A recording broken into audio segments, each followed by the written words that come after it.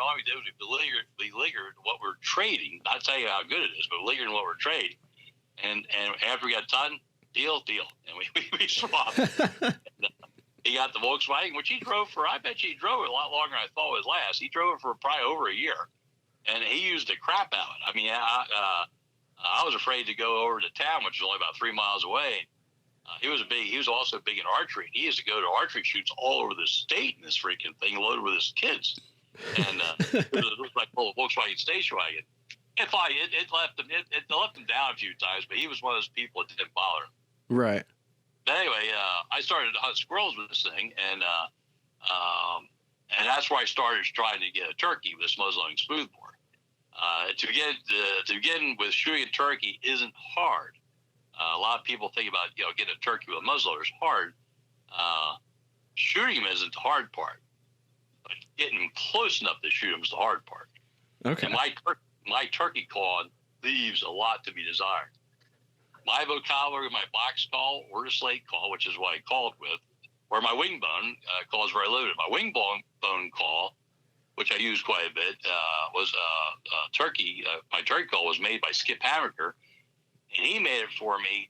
I shot a turkey with a muzzleloader, and he gobbler. He made it into a wing bone turkey call for me. So, I really enjoy that call, and Skip's long since passed away, but I still have that call on.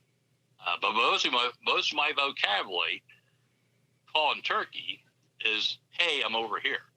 That's one of the first things you learn turkey calling is, "Hey, I'm over here," and they will respond, and they will respond to you. They'll perk back.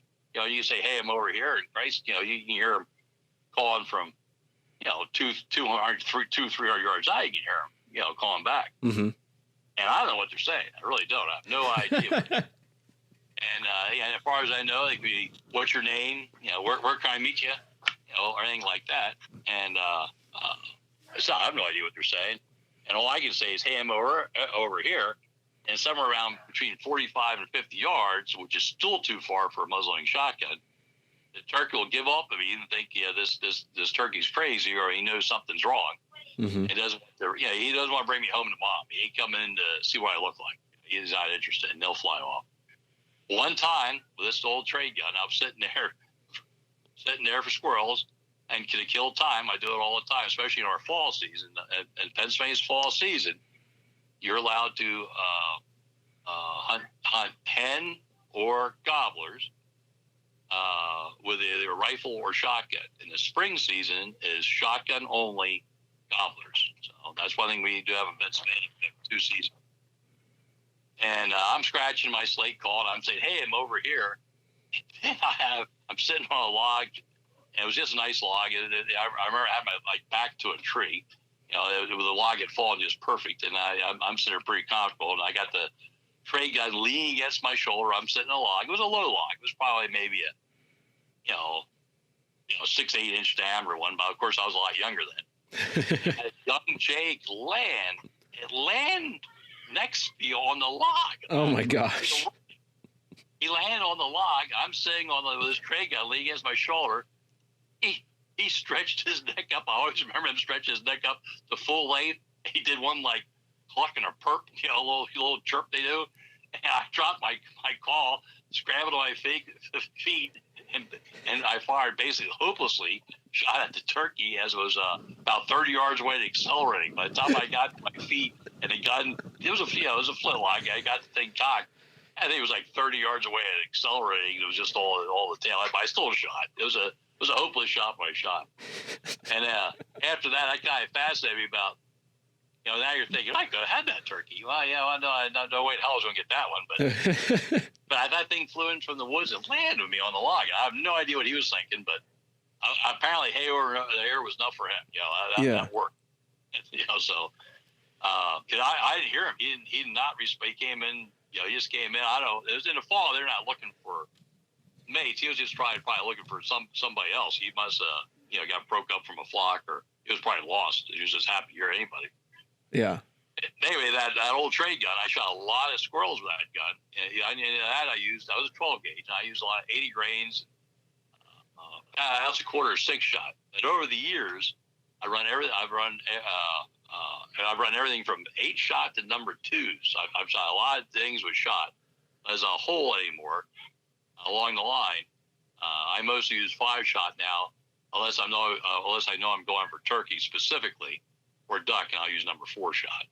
But the 5-shot, because it's a little heavier, and I feel, and everybody has an opinion. It's my opinion. I feel the heavier shot for the 4 patterns you get with cylinder bores, because these are all cylinder bores. There's no choke in these. Well, this guy was choked. Mm-hmm. That's those 6 in this guy. But most of my other ones have been shot since or cylinder bore. The 5-shot has enough weight to it. It takes fewer pellets to kill it. I mean, it's a poorer pattern, but and part of the reason it's a poorer pattern because fewer shots. But the number 5-shot seems to have has a lot more energy than a 6. Right. But anyway, that's why I've gone to. And anyway, what happened? The first turkey I killed with a muzzleloader, I was using my 69 caliber. Ready for this? I was using a 69 caliber Charleville flintlock smoothbore musket. It was loaded with 80 grains at number 5-shot. That's a smoothbore as can be. It shoots a tremendous round ball. I still shoot it. And I won my share of crap for that thing. That thing shoots excellent with a round ball and shot. And here's something a lot of people have a screw up with, especially new guys. If you shoot shot out of your smoothbore, and want to shoot round ball out of it, you have to clean your smoothbore with the same stuff they clean modern shotguns with. You have to, if you use a non-traditional wad like a plastic wad, you have to get that plastic out of that bore. But the big thing is you have to get the lead out of that bore. Really? If you're shooting shot, that lead goes down the bore, and your patch will not slide over that lead worth of crap. Huh.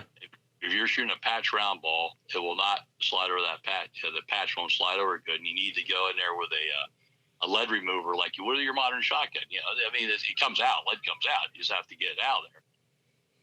And so that's the reason a lot of times they don't know it. People don't realize it. A lot of people say, "Oh, hell, my smoothbore shoots better with a bare ball," and I'm sure you may have heard that. Yeah. A lot of people bare ball. Well, the reason is a bare ball doesn't care about the lead in it. Matter of fact, I think it likes it. Yeah. Because it shoots barrel, but if you put a cloth patch in there, that cloth patch, that lead is not very slippery when it comes to that cloth passing over. And there's lead in there, and it just does not. I've never seen one shoot all that accurate unless you get the lead out. Yeah. And that was another thing. A lot of people with tops and centers would shoot maxi balls all deer season long, and they'll come to the ranges to shoot patch round ball, and they won't shoot. And one of the reasons they blame it on the guns aren't accurate with a patch round ball. No, you got lead in it. You need to get the lead out. Usually if I help them get the lead all out, usually they'll shoot patch round ball, and they're usually surprised. But you definitely need to get the lead out. Yeah, that's a good tip. And anyway, out of that 6.9 caliber 80 grains, that's only like a 16 gauge shotgun roughly. And out of the 6.9 caliber, that power charge, boy, I drove the shot through a tin can. I shot a lot of squirrels with that. And what it was, we used to do a annual squirrel hunt in the fall. We still do it. As a matter of fact, this is our 40th anniversary. Oh wow! This is last fall, and it started out with a group of about 5 of us from the same gun club, and it's expanded. Matter of fact, we just put a cap on them. No more people can be invited to it. As much as I say, because we're up to like 20 people, and it's too much of a stress on the. We have about 400 acres we hunt, 600-acre farm, but 400 acres is like 300 acres is a huntable, but 400 acres you can kind of run around on it. Mm-hmm. And you get 20 people running around. That's a lot of people. Yeah. Especially for squirrel. Yeah. But what happened was during the squirrel hunt, and I said in the early days, only about a dozen of my friends, we'd go up into the mountains of Pennsylvania, and we moved the squirrel hunt back from the original first day of squirrel, which is in October, to the second week of November, which is turkey season. The reason the first weekend, usually the last weekend of October, first weekend, but the second weekend of November was when we had the hunt. what was happening, too many of the squirrel hunters were seeing too many turkeys. And there was temptation there. Mm. And this has been hunts been going on for 4 years. During that time period, I believe there's only been about 6 turkeys have been killed during this hunt.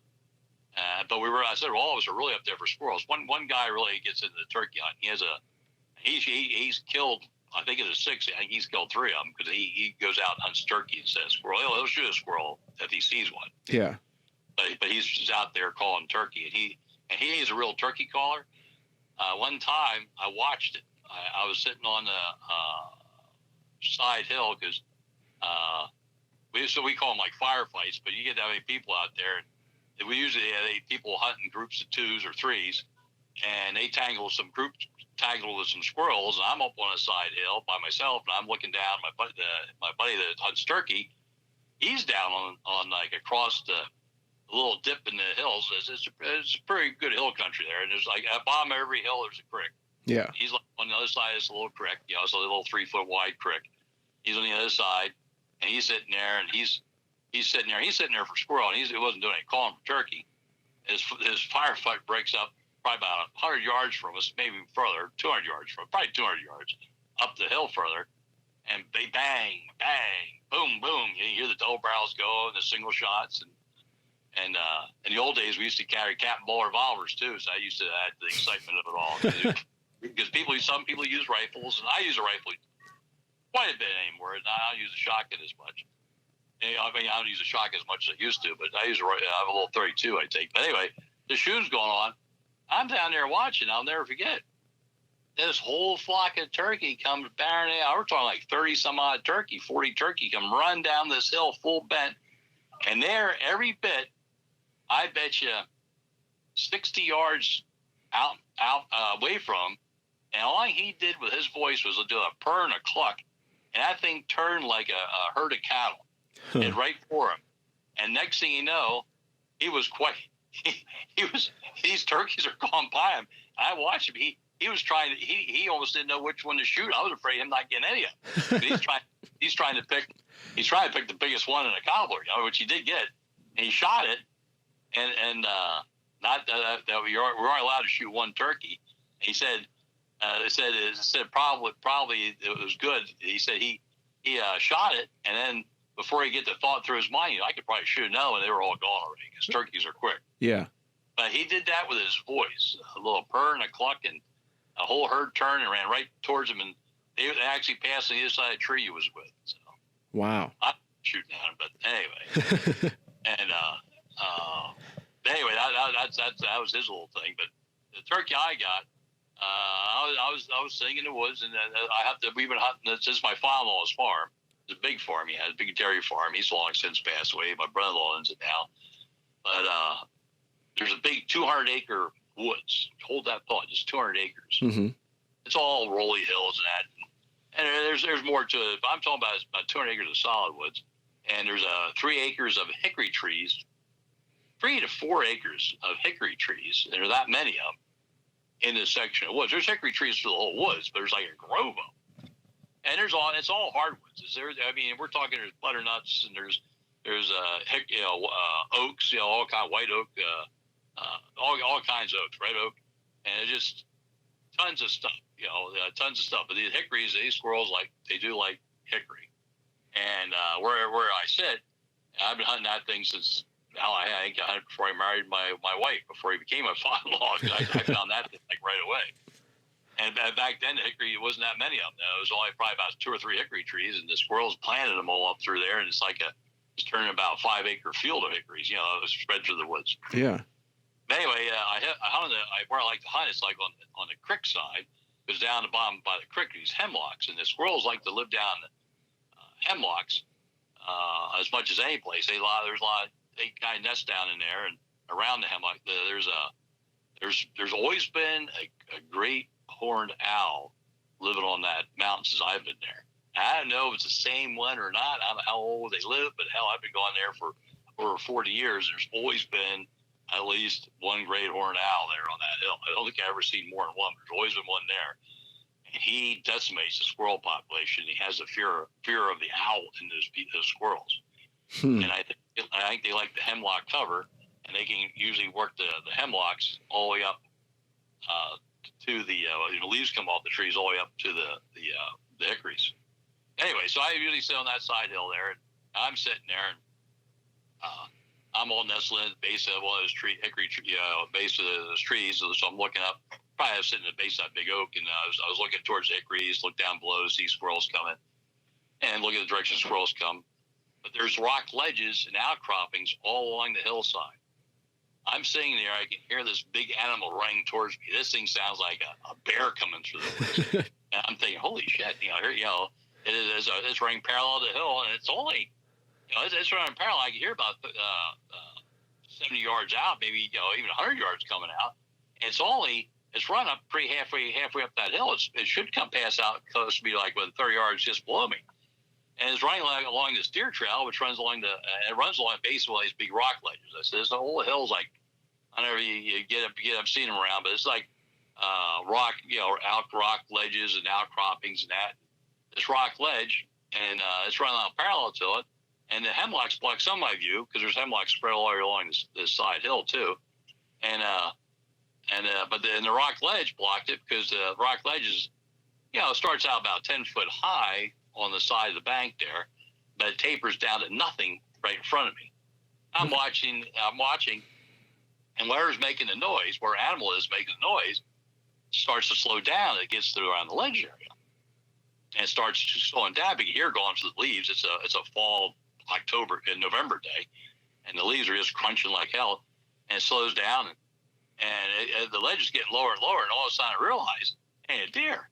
Because I'd be seeing it by now, because the ledge is down to like about 3 foot high, 3 foot high. Yeah. And I'm thinking, well, it must be a fox. And so I cocked my old Charleville musket. I started aiming at the end of the ledge because I thought, this is going to be great. This thing's going to step out of it. This fox is going to step out about 30 yards from me, and I'll be able to whack it with it. Even though it's a shotgun, I'd still whack a fox just to get it. Hell, I'd make another a pouch. Yeah, there you go. I cocked a Charleville, and anyway, I'm sitting there, and lo and behold, this is big gobbler. I mean, big gobbler, 11-inch beard. That's what I measured up to. Steps out, flat-footed as hell, and he looks right up at me, and it was like perfect. I mean, he stopped like right in front of my sights, and I dropped the hammer of that old Charleville musket, and I hit him, and he flopped, and he rolled down all the way down to the base of that hill, flopping all the way. And I was able to watch him, and I reloaded, and he was flopping big. I was a little scared about him getting away. And I got down there, he was dead. And that was the biggest turkey I've shot to this day with anything. Wow. And I've since brought shotguns. We ate that turkey, by the way, that day on the mountain. We went and because we usually eat if we get the turkeys early enough in the hunt. Because we hunt Saturdays because everybody works. And we might change that now because, we still have some people working. Everybody's gotten older. We're all getting retired. You can all hunt every day now. Yeah, we could. But anyway, we still go on Saturdays for the young guys. There's quite a few. Because what's neat about this hunt, it's basically become a legacy. It's children and grandchildren now are hunting. Okay. Both my boys, both grew up there hunting, and now my grandchildren are hunting there, and same with Outhouse. He and me hunted together from the beginning, and his grandchildren. He never had sons. He had daughters, and I'd always kind of hurt, but his grandsons. I watched them grow up on that mountain because he started hunting them. When they were 10, 12 years old, he'd bring them out, and now they're 35, they're in their 30s. And it's just been fun. There's Dale Clemens and his two boys, and they haven't had any children yet, but his two boys are all grown up to be men now, and it's fun. Anyway, what we do, we eat them up there, and usually we don't do too bad with firewood and thing, but I know twice, which makes it nice if you're trying to roast them. We've cheated and gone for charcoal. And you throw a nice charcoal fire in there on top of the wood, with the wood going, it makes for a nice even heat. Yeah. But we also, what we've done with them, we have smaller turkeys have been gotten up there. I know we've basically cut them up, we pressed them out and cut them up and cut all the meat off the bones and put into the soup, into the squirrel soup. And one of the best squirrel soups we ever had, stews, we might as well call them stews. The best squirrel stew we ever had, and they still talk about it. Some of the men rave about it. Wes Grice, and which you've met, I'm pretty sure. Maybe you haven't met him yet, but anyway, Wes Grice, and there's a few other guys that go that aren't related. They've been. I asked to go and hunt. They still talk about it. In that stew, we had turkey, squirrel, grouse, and a porcupine. Really? Well, porcupine. That's something about porcupine. They all talk about porcupine, and one of the favorite ones that the men that go hunting up there say, not only do we eat porcupine, but we have different recipes for it. And we've eaten our share of porcupine. And a porcupine, we all try and get a porcupine. One thing it does, they do hurt the woods. One thing they are legal to get now. There for a while, they try and treat them like they're endangered, but they multiply. They don't have any real enemies. Right. I think Pennsylvania protected them for a little bit, but they just went wild. Then it's like rats. They're like a tree rat of some sort. And so they decided that wasn't a good idea, so they opened them back up again. And anyway, a porcupine. The best way to describe it, the best thing you need to do with a porcupine is boil it and get as much fat off as you can. Parboil it, and dump to get the fat off. And if you parboil it and chunk it up and put it, because we did whole porcupines already. You parboil it, and we had one that was that good. I don't know if it was because we were that hungry, but imagine the very best piece of white meat pork you ever ate. Oh, wow. Now, the worst porcupine we ever had, we had ones that were horrible already. We never hit home runs in all our recipes. We got this brilliant idea to fry one. And they're fatty to begin with. And, what's a better way to fry them? It's fat. And we got to fry this damn thing. And I don't know if you ever had Chinese pecan duck, but imagine the worst pecan duck you ever had. No. Greasy. Yeah. Just nasty, and that's how a porcupine turns. So basically, we parboil them, get the grease, cut all as much fat off we can, parboil them, and then we chunk the meat off. Anyway, the stew that had the turkey, the squirrel, the grouse, and the porcupine, and what all people talked about, they had carrots, and they had the carrots and the potatoes, and I don't know if it had celery, but carrots and potatoes for sure. And because that's a standard. And what they all talk about, I'm with them too. Each piece of meat, we never had this happen because we've already had stews cooked down to a slurry to just make good gravy. But this one here, each piece of meat, you could eat it and go, oh, that's the grouse. Oh, that's the squirrel. Mm-hmm. Oh, that's the porcupine. Oh, that's the turkey. You could identify each piece of meat for what it was. And I thought that was just great. We have some good cooks up there, and then but we had some bad ones. I said we everybody shot their squirrels pretty early, and they put in a pot there about 1 o'clock, and they cooked it till about 6, and it simmered down to nothing but gravy. Yeah. All it was good for was basically putting on bread. There was no meat. There was no. Those tasted good. Right. It was a good gravy. It would be nice if you had it put on. Get maybe we had some dumplings or something, but it was just a gravy. And the other one that was bad is they got a raccoon one time, and all of us didn't think it was a good idea, but they put it in the pot anyway. Oh. And it was a thought of the raccoon. Because I've never, everything I ever heard about a raccoon, you have to mess with it a little bit. You have to know what you're doing with it, and apparently we did, because that ruined the whole pot. That was bread and butter night that night. I mean, I tasted it, and it was like, that sucks. Don't do that again. Yeah. Anyway, so that's a great hunt, which we go on, and we sit there and we cook everything. You cook everything we eat, and I tell you, there's some great recipes. And over the years, one of the things we have changed, we have to backpack in. Originally, we started as a rendezvous. Uh-huh. And what started to happen was people we had several people quit leaving camp because it was more fun to sit in camp eating and and we have several people are cooks, and are great cooks. And I love them being great cooks. But next thing you know, it became like a Dutch oven bake-off on the squirrel hunt.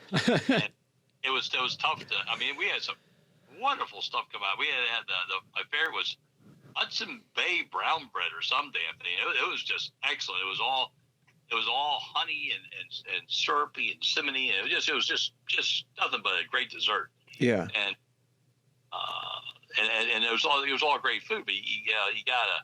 Everybody was more worried about getting back to camp to eat, and so we kind of made your backpack is like kind of leaves the Dutch ovens out and all that stuff. We went back to the tinware.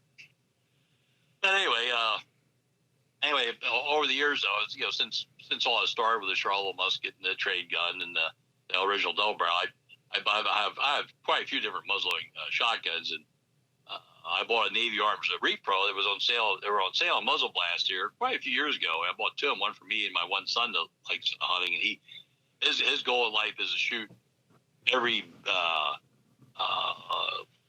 every species of turkey and bird he can with a muzzleloading shotgun, because we've done a lot of different things. He shot quite a few bit with his little 12 gauge percussion, both cylinder bores, and I shot a lot of gauge with mine, and also original 12 gauge I bought, which is also excellent condition, and that's a cylinder bore, and I actually like the original as much as I do the little one. A cylinder bore is good enough to shoot a turkey at 25 yards. The squirrels are about as tough as a turkey. If you can kill a squirrel, you can kill a turkey. Squirrels are just as smart. I don't know if they're just not as smart. They just can't see as well. The turkeys can see. Yeah, turkeys have good eyes on them. And I do have two muzzleloading shotguns that have screw-in chokes. Mm-hmm. One double barrel shotgun, traditional style, which is a Parasoli, and that's 12 gauge, and has screw-in chokes. And I have one single barrel, modern style, inline muzzleloader, a shotgun. It shoots a shotgun primer for ignition. Okay. And that has a screw-in choke. And the big advantage of the screw-in chokes is if you're not a traditionalist, because they didn't have screw-in chokes back then, is the fact that they definitely a cheap way to change your chokes.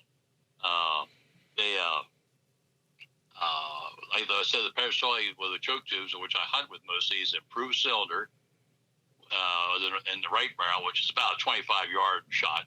It's worth about 25 yards, and a modified choke in the other, which is good for a little over 30 yards.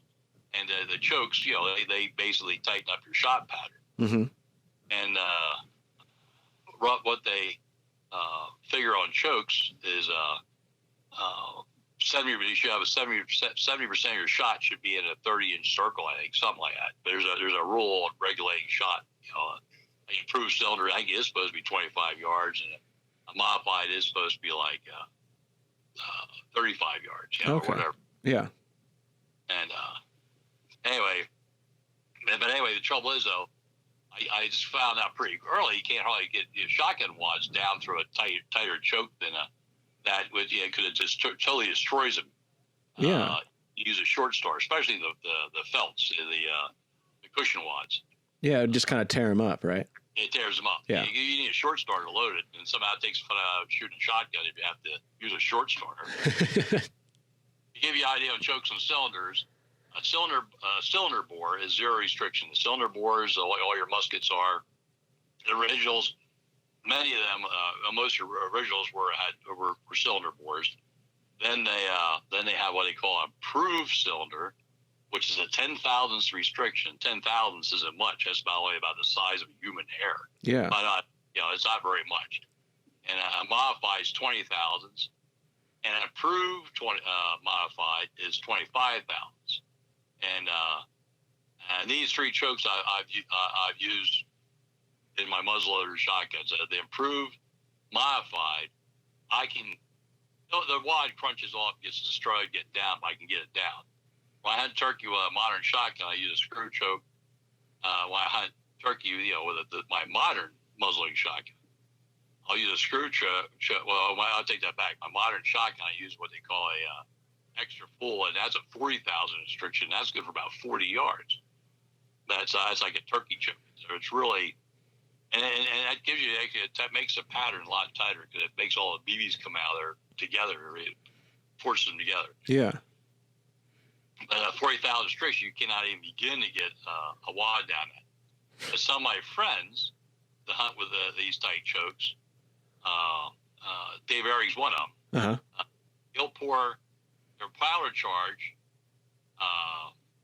in first, then they'll screw the choke tube out with what they call a speed wrench, and it fits in there, and you screw it out. And the reason they put the powder in and screw it out, is because if you take the choke out first, the powder gets in those, and pour the powder down, and it gets in those threads, and you can't hardly get it back in. Oh, okay. Because all the oil on the threads, all the powder sticks to it. So he pours his powder down because I watch his carryings on it. It's a pain, but I watch him do some fancy shooting.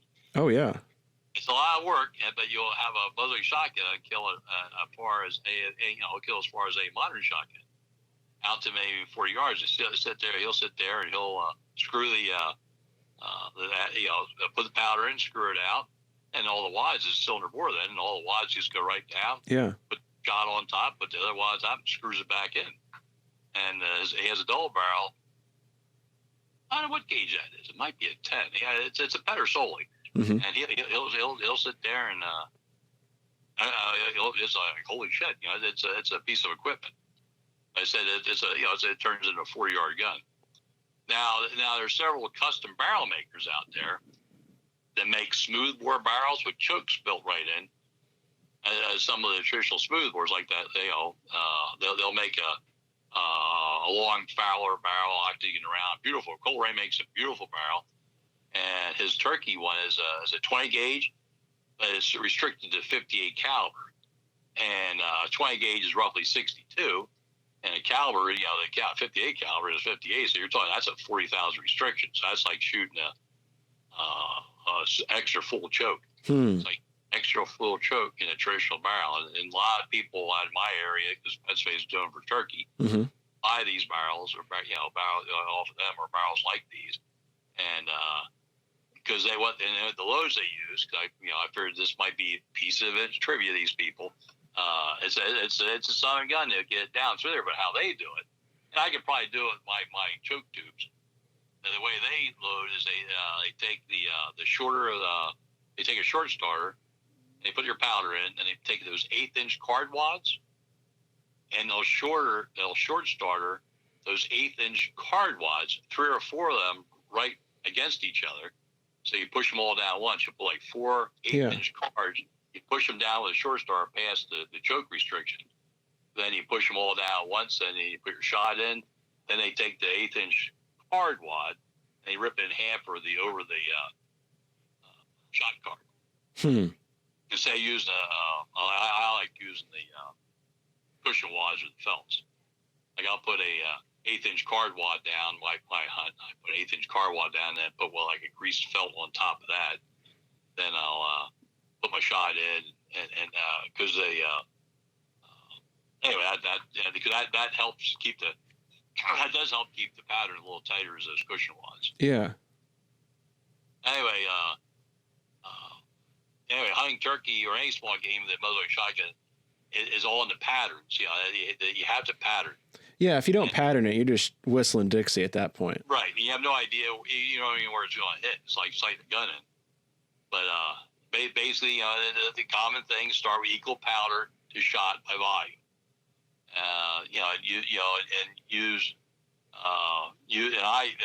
I use over the powder card. It was 1/8-inch over the powder cards, and I put a cushion wad in, then over a shot card, and put your shot, shot in and over the shot card, and I try less powder to tighten the pattern. I try tearing the cushion wad in half sometimes, and I usually start trying between 1 ounce, 1 1/8 ounce, 1 1/4 ounce, 1 3/8. Very seldom I ever go 1 3/8 for loads. And what I also use, I use my wife's freezer paper. People don't use freezer paper anymore, but we still have it. Yeah. Freezer paper is 18 inches wide. I cut it square. I make it 18 by 18, and I can take that out, and you can get cut 4 sort of 6 of them up. Very some I full round more about 6 shots at this. But roughly even powder to shot. If you load 1.25 ounces of powder, 1.25 ounces of shot, it'll be good enough to, more than likely it's going to be in the ballpark. So if you're on tweaking, so you're not tweaking a whole lot either way, but sometimes it doesn't take much. But again, I go back to the tin can. If you have to have a tight pattern. If you have a pattern, if you reduce your powder charge, because I've seen it, you can reduce the powder charge down to 60 grains and tighten up the pattern like you wouldn't believe. Right. I've done that on paper shoots, because sometimes I've been to competitions with a trade gun where you shoot one shot with shot at a paper target and they count the number of pellets in it per score. Well, heck, if you load that thing down with like 50, 60 grains, and you know where it hits, because usually it shoots a lot lower. Mm-hmm. You know where it hits, it'll pattern really. You can almost tear its head off. To where the target you're shooting at. Yeah. But the thing is if you have a tight pattern a mouse can't get through, and you can't penetrate a tin can, you ain't gonna kill the mouse. So. But muzzleloading shotguns, I said, it's fun. It's a great companion. You walk in the woods. I usually have my squirrels with a 32 caliber long rifle and on occasion a 40. If I think there's a chance of shooting a turkey with a rifle, I even take my 40 out for it. If I think there's a chance of shooting a turkey rifle, because in Pennsylvania, fall turkey is either for turkey rifle or shotgun or gobble or hen. And in the spring, which is coming up now, a season straight gobbler with a beard. You have to have a beard and shotgun only. But walking, but in the fall, walking, looking for a grouse or jumping squirrels on ground, a muzzleloading shotgun is the way to go. I mean, I love taking the muzzleloading shotgun for a walk in the fall. Yeah, it sounds great. Do you have any questions or? I don't think so. I feel like you covered quite a bit. I mean, Can I go on? If you want me to, I can go on more about duck hunting, but I don't know if you need that at this time in this story. How's that sound? Yeah, I think that'd be good for another one. I'd love to have you back on. I mean, you're a great storyteller. Anyway, I hope you enjoyed it. Yeah. I said, I've seen a lot, and this coronavirus, God bless him, is killing me, because I'm fishing every day. I'm having a great time fishing. I started fly fishing now because I have already eaten too many trout with with a spinning rod. So I'm fly fishing. That definitely has cut down on my trout consumption. So I want to keep fly fishing because I'm getting better casting every day. I'm about catching trout. I'm getting better casting every day. So. If this keeps going, I'm going to do a lot of fishing this year. Okay, well, I'll leave you go. Okay, thank you very much, Jim. All right, we'll see you. We'll see you. Thanks so much for listening. Jim has always been a hoot. I've been hearing his stories for years, and it's always nice to hear a few more. I had a great time recording with him. He's got some deer hunting stories I think we're going to have up next in a future episode, so keep a lookout for that if you're interested in muzzleloader hunting. As of recording, COVID-19 is still putting a damper on things. As always, we have NMLRA.org/COVID-19 set up for up-to-date information on how it's affecting the association as well as production here. We've also updated the NMLRA.org/territorials page with updates on all of the postponed or canceled NMLRA territorial matches all over the country. So be sure to check that out if you're planning on attending a territorial in your state, especially those that were scheduled here for the spring. Many of them have been canceled or postponed to the fall. Just this week, we passed 500 subscribers on our YouTube channel. As a thank you to everybody that's subscribed, we're doing a giveaway. As of recording, it's Tuesday the 14th. You still have until Friday this week to subscribe to the channel to be entered in to win a free 1-year subscription to the digital edition of Muzzle Blast. If you don't win, don't worry. We're also running a subscription special on the website. You can get 1 year of Muzzle Blast magazine, the digital edition, sent to your email each month for $20. Now, you're going to get the 12 issues from, this coming calendar year, going from, April to April, but you'll also have access to the digital archive of every Muzzle Blast magazine ever printed. So that gives you access to magazines from the 30s, 40s, 50s, all the way up until today of Muzzle Blasts that have hunting tips, muzzleloading tutorials, traditional craft, living history education. All that's kind of rolled into that. So if you want a chance at winning, or if you'd like to subscribe today, check out nmlra.org and sign up. We'd really appreciate it.